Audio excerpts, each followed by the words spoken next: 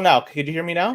Yeah, I've got you now. Oh yeah, well, shoot, some technical issues. So yeah, I just want to state that this show is sponsored. I'll bring up the information that probably was missed initially. That the show is sponsored by EasyDNS. It's the best place to get your web hosting services. It's easy, reliable, secure, safe, and you can pay in Bitcoin. EasyDNS.com. Check it out. Also, it's private. You can get email services, IMAP services. So it's a great place to get all your web hosting and domain name services. EasyDNS. Check them out. But Oscar, it's been a while. We've been trying to get you on this show for some time, and scheduling problems prevented us from getting you on. But here we are. This is a landmark moment for us. So thank you for coming on the show. How are you, Oscar? Yeah, I'm great. Thanks, Len. Really appreciate the opportunity to come on. And yeah, apologies if it's been a while. It's just had a lot on our plates recently. So yeah, but good to finally be on. No, it goes both ways. I think we tried on our end, but we also had some scheduling issues. So it's a one-way street. This goes both ways. Oscar, tell us a little bit about you for the people that are not aware who you are. Yeah, so my name's Oscar Merry, and I'm the co-founder of Fountain Podcasts. For those that don't know Fountain is a podcast app. You can do everything you'd expect to do in a podcast app in Fountain. So searching for podcasts, building up your library, and of course, listening to podcasts. The two things that makes Fountain special are, number one, we have payments built in thanks to the Bitcoin Lightning Network. So you can support your favorite podcasts on Fountain, either by streaming them sats per minute or sending them a boost, which is a one-off payment with a message. And we turn those boosts into threaded comments under the episode as well. So you can see what your followers are boosting and interact with the audience on the shows you listen to. And then we have clipping built into Fountain as well. So, I'm very passionate about podcasting. I'm very passionate about audio as a medium to transmit knowledge, insight, and wisdom from person to person. And I think, it's difficult to share those insights though. So we built the clipping tool within Fountain to help people go from the moment when they hear something interesting to actually being able to share that both within Fountain to their followers and externally. We built the clipping features for that, and there's lots more to do there, but happy to talk about that later on. Well, how did you come up with the whole concept of Fountain? The value for value has been in the ecosystem for some time.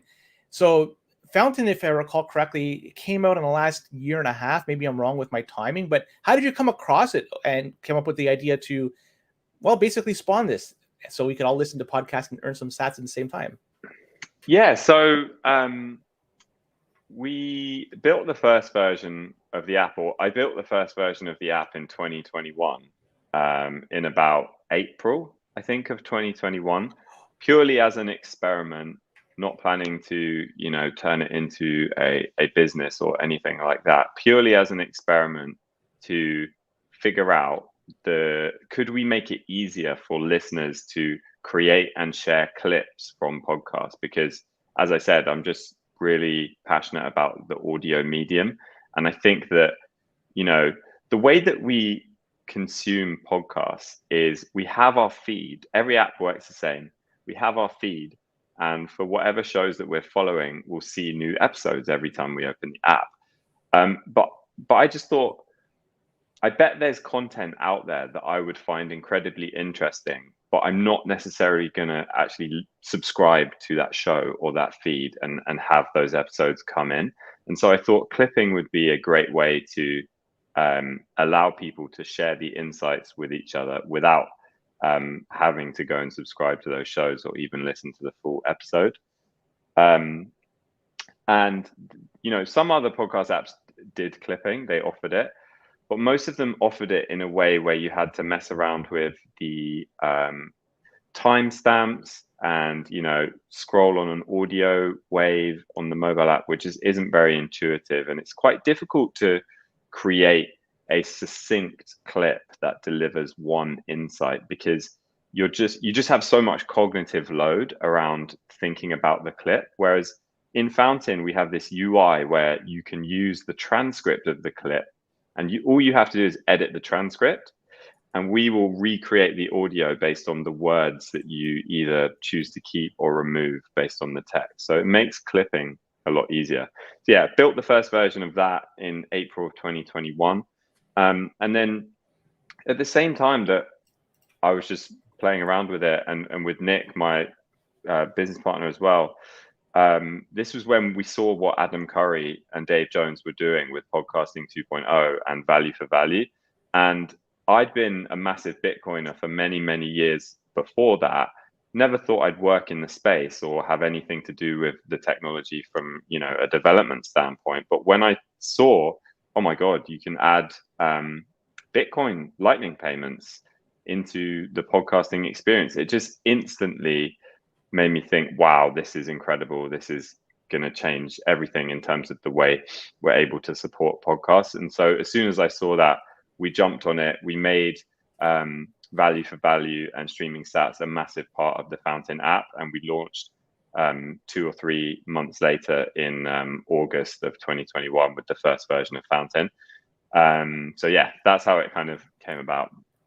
What sort of technical background did you have to come to the point where you could create this app and then release it to the masses that people could use? Because I'll be honest, you're basically showing off your skill set.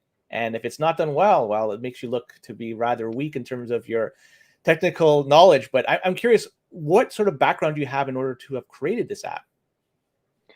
Yeah, so I did have a bit of a background in technology and in software development. I hadn't specifically done any mobile development before, but part of the reason I built the first version of the app was to experiment with mobile development, and particularly with Flutter, which is what the app is actually built in.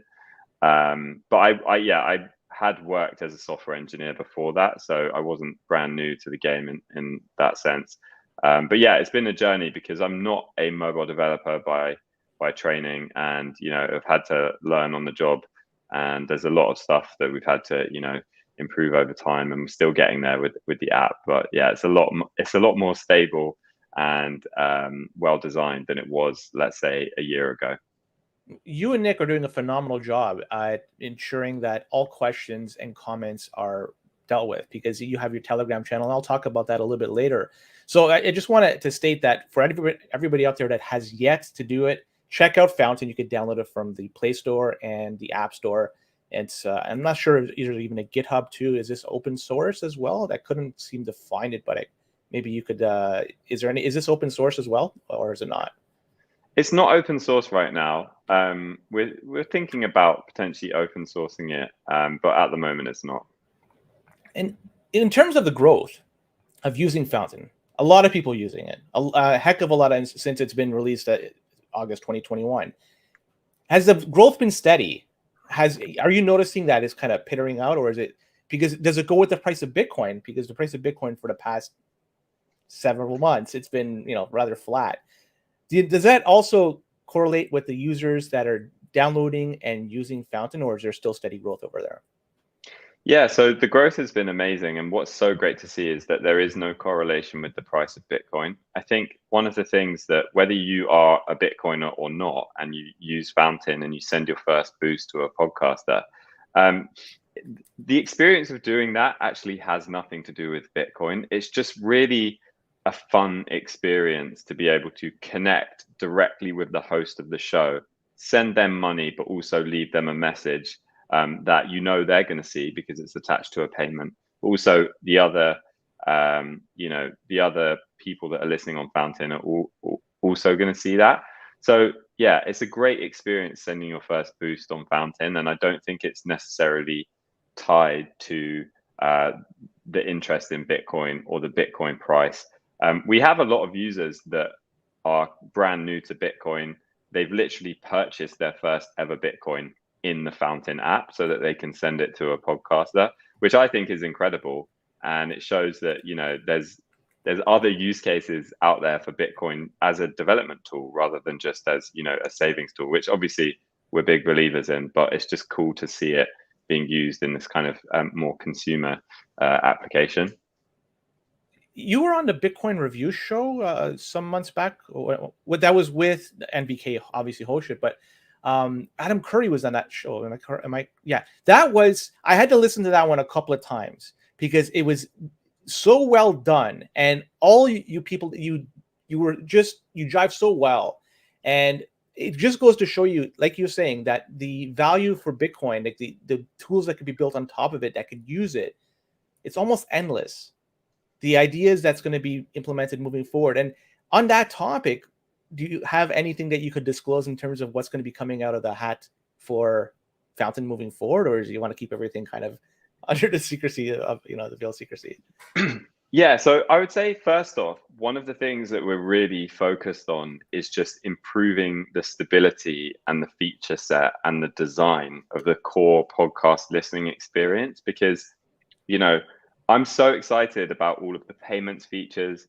I'm so excited about all of the social features in the app, and also some of the newer features that we're working on. But we have to deliver on an amazing podcast listening experience. And so, if anyone's listening on Fountain right now, it's a commitment for me that that's our number one priority, because the listening experience has to be amazing. And historically it has been a bit buggy here and there as we've kind of grown through this early stage. Other than that, I think the things that I'm really excited about, number one is the live item tag from the Podcasting 2.0 namespace. I would love for people to be able to listen to live streams like this in the Fountain app, and then also have all of the boosts that are sent during the live show also then stay as comments on the episode once it gets turned into an episode. So I think that's something that could be really exciting. For example, we're doing this live right now. We could have the audience listening in Fountain live. We could have them live boosting, sending in comments, questions, and that could kind of influence the conversation. So live is something that I'm really excited about. We're hoping to have something out in the next couple of months on that. And then other than that, I just want to improve the social features that we have in the app. So we launched Fountain 0.6 in January, and now we have essentially the Fountain social profiles are built on an activity graph. So now that you can see for every person that you follow, who are they boosting, who are they replying to, what clips are they creating, what clips are they liking, and so we want to continue to improve those features ultimately so that you can discover great audio content on Fountain, and how that's all integrated into the listening features as well. Stability of the listening experience, live item, and also expanding the social features there. Is there any way to incorporate this into Twitter with the Twitter Spaces, or is that ship has sailed because the APIs seem to be they're shuttering those things moving forward? Yeah, so I think we definitely want to integrate with as many of the streaming providers as possible. Obviously, we won't, host the live stream. We'll just essentially give listeners the ability to consume the live stream in the Fountain app. Now the big one is Nostr. I don't know if you're on it. I gotta follow you if you are on it. I'm not sure if you dived into the Nostr waters, because it is an incredible experience for Bitcoiners. The amount of noise there is gone. It's pure signal. Is there any way that this can be incorporated, talking about Fountain, can be incorporated in such a way with the Zaps feature over there? I'm not sure if you're familiar with the Zaps that are taking place on Nostr. It's funny you asked that, Len, because I actually just 15 minutes before we started this call managed to get the Zaps feature working in Fountain, so that now you can receive Zaps on Nostr directly to your Fountain wallet. We're planning to integrate with Nostr. We will be releasing a version of Fountain either probably early next week with support for NIP5 and NIP57, so that you can add your Nostr pub key to your Fountain profile, but you can also use Fountain to receive your Zaps. And the great thing about this is you can, all of the payments analytics that we have in Fountain around, how much you've earned, how much you've supported in different timeframes, we just applied that to Zaps as well. So you can see like, okay, I've earned this much in Zaps over the past week. And also, if I want to, I can just boost that out to my favorite podcast as well. So yeah, we're really excited about Nostr too. And yeah, we've got, I'm not sure if you're on the test flight or the Google Play beta, but if you are, I can give you access to it after this call. Basically, it's ready to go. Yeah, I was on that for some time, but there was an issue a few weeks back that prevented me from opening it. So I left the beta program and went to the regular one, and I've been stuck with it ever since. That's awesome news. Now, do both you and Nick each have a Nostr account and also the Fountain account? There's 3 accounts out there, because I got to follow them all if that's the case. We've all got accounts, and we've got a Fountain account, which is the account that actually produces the Zap notes as well, because that needs to be done by the the Lightning node produces the Zap notes. So yeah, I'll put them in the chat, and you can put them in the show notes for me, Nick, and the actual main Fountain account as well. And that is sick. I had no idea that was the case, and I can't wait to see this integrated, because to be perfectly honest, I use Wallet of Satoshi, and I have no issues with it. It works fine, but if I could just limit how many wallets I have out there and make my life a little bit easier, and if I could just use the Fountain 1A, it's all the more power to me.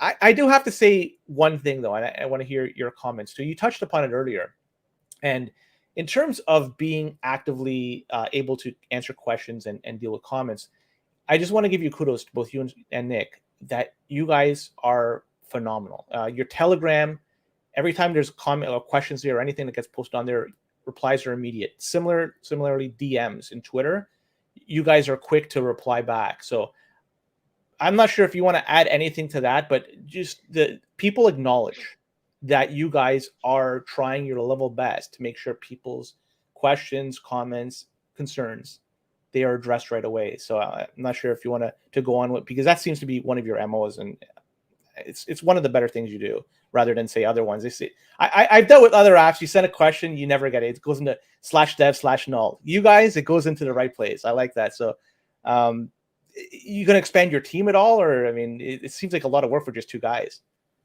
Yeah, so it is a lot of work, and I really appreciate you saying that, because we do really try hard to get back to people as soon as possible. We have a great customer support team. We've got 2 people part-time, Anya and Alicia, who help us with customer support, because we get a lot of tickets.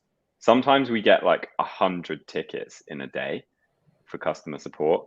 It's crazy.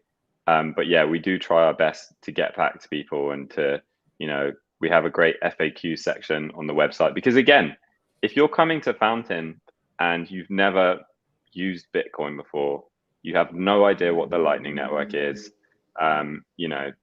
it is confusing. So yeah, we really try hard to have great guides and explainers on the website, but also get back to people as soon as possible. But yeah, I appreciate you saying that, because it shows that it's paying off. But yeah, we do try on that.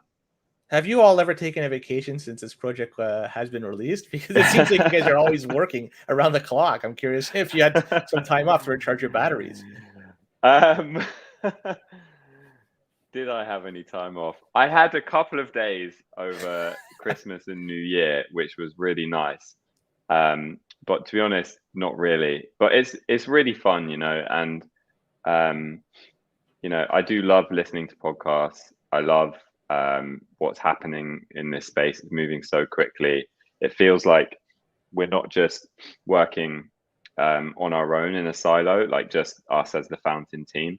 We've got Adam and Dave from Podcast Index. We've got other Bitcoiners in the space. We've got a lot of people that are all excited about this future and kind of working together in a sense. So yeah, that helps a lot when you have those days when you feel, oh my God, I'm so tired, or yeah.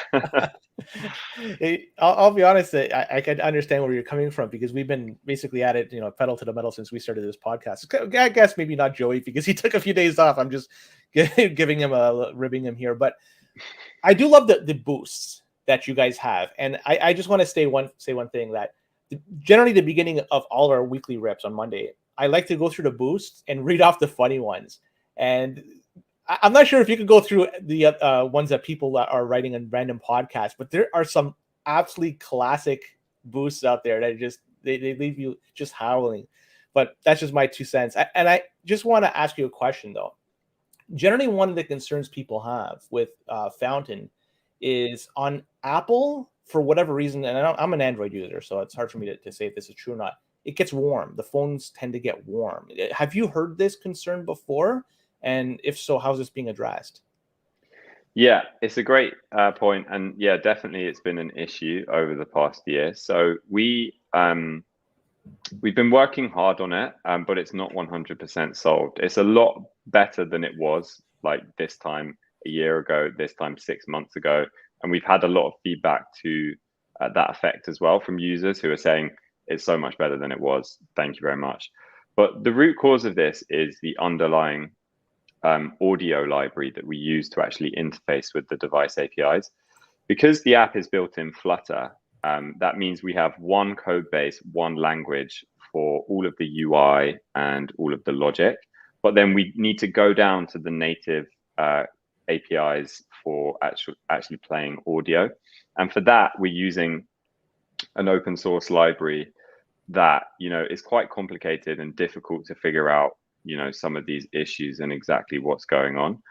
But yeah, as I said before at the start of the call, the stability and the performance of the audio playback, which includes things like, the CPU usage and anything that could be causing the phone to overheat, is our number one priority. And literally every couple of weeks, we're working on stuff to improve that. So yeah, I would say if anyone's listening and they're having that issue, like definitely reach out you can reach out to me directly or through our support function in the app, or just DM us or whatever. Definitely reach out, because it's really helpful every case that we see of that in order to help us figure out what's going on. But yeah, we're constantly trying to improve that. And yeah, we've got a whole bunch of updates coming soon that should hopefully help. Do you know if that's pertinent to a particular iOS version or a specific iPhone, or is it just across the board?